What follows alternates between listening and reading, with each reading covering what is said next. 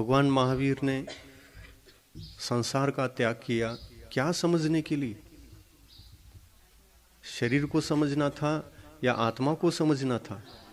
आत्मा को समझना था। संसार में उपादेयभूत वस्तु तो एक ही है, आत्मा। बाकी सब निस्सार है। आत्मा ही समय सार है, बाकी सब निस्सार है। और इसी का चिंतन बार बार करना चाहिए। अपने आप को संसार में भूलना नहीं चाहिए। अपन बहुत भूल जाते हैं ना, आत्मा को भूलकर शरीर का चिंतन शुरू होता है और संसार की कार्य क्रियाकलापों का चिंतन शुरू होता है। ऐसा होता है कि नहीं? बहुत बार होता है।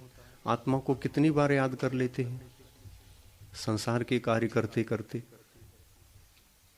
जिसको देखते हैं उसमें उलझ जाते, जिसको देखते उसी में उलझ जाते, जिसको देखते उसी में उलझ जाते। उलझन ही रहता है। आत्मा को भूल करके ही हम काम करते रहते हैं।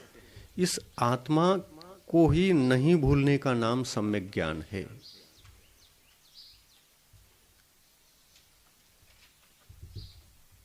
आत्मा को न भूलने का नाम सम्यक ज्ञान है और आत्मा को भूलने का नाम मिथ्या ज्ञान है। मिथ्या ज्ञान है। मिथ्या ज्ञान दुखदायक है और सम्यक ज्ञान सुखदायक है।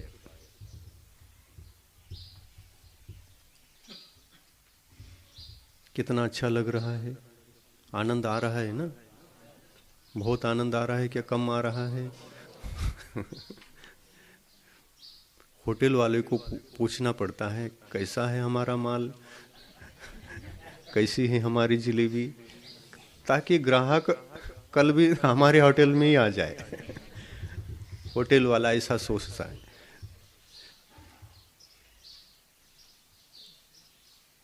इसी ज्ञान को कोई दुनिया में देने वाला नहीं है, बहुत दुर्लभ है। इसी ज्ञान को देते नहीं लोग, नहीं दे पाते। क्यों नहीं दे पाते? क्योंकि वो स्वयं को भूल चुके हैं। इसलिए क्या देंगे? आत्मा ही आत्मा को भूल सकता है क्या? नहीं भूल सकता है। तो वो स्वयं भूल चुके हैं, तो कौन ऐसा ज्ञान देगा? और इस आत्मा की बात को सुनते समय बहुत टिपटॉप बैठना चाहिए। प्रमादी होकर के कभी भी आत्मा की बात नहीं सुनना, आलसी बन करके नहीं सुनना है। टिप टॉप होकर के बैठना चाहिए। आत्मा की बात आ रही है और कुछ अच्छी बात मिलेगी और अपन उसके माध्यम से परिवर्तित होंगे। आत्मा को आत्मा में परिवर्तन करके आत्मा को क्या बनाना है? अपने को परमात्मा बनाना है। परमात्मा बनाने के मार्ग पर यदि ये खड़ा हो गया तो सम्यक दर्शन, सम्यक ज्ञान, सम्यक चारित्र जीवन में आ गया।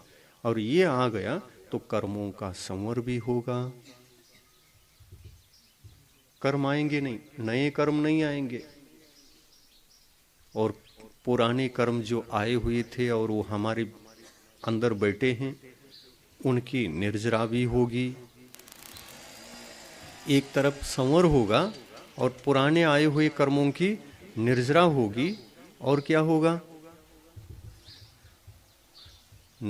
वर्तमान में जो कर्म अशुभ कर्म बंधना चाहिए, अशुभ कर्म का बंध रुक जाएगा।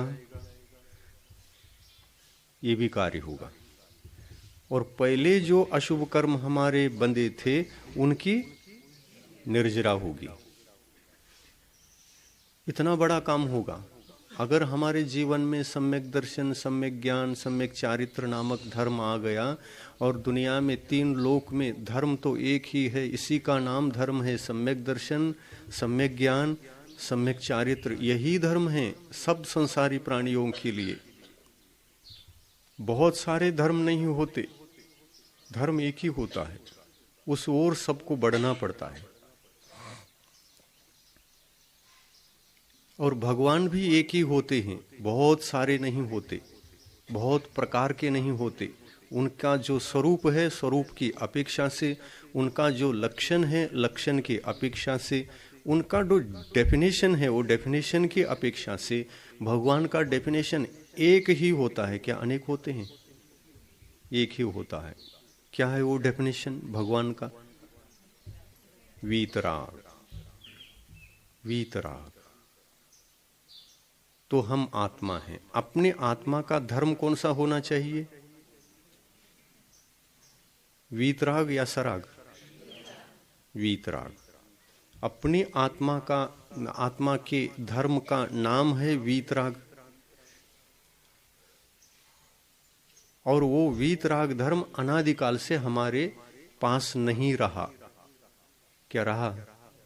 कभी जब आप जन्मे थे राग थे क्या? वीतराग थे? राग थे। जन्म से लेकर अभी तक रागी हैं कि वीतरागी? रागी। रागी दुखी रहता है कि सुखी रहता है? दुखी रहता है। वीतरागी सुखी रहता है कि दुखी रहता है? सुखी रहता है। वीतरागी आत्मा हर जगह सुखी रहता है क्योंकि उसके पास वीतरागता धर्म है। उस वीतराग धर्म को धारण करके वो निरंतर सुखी है, निरंतर। ऐसे वीतराग धर्म के प्रति अनुराग जिसको हो वो मनुष्य बनता है, मशीन नहीं रहता। फिर वीतरागता के प्रति अनुराग करना ही मनुष्यता है।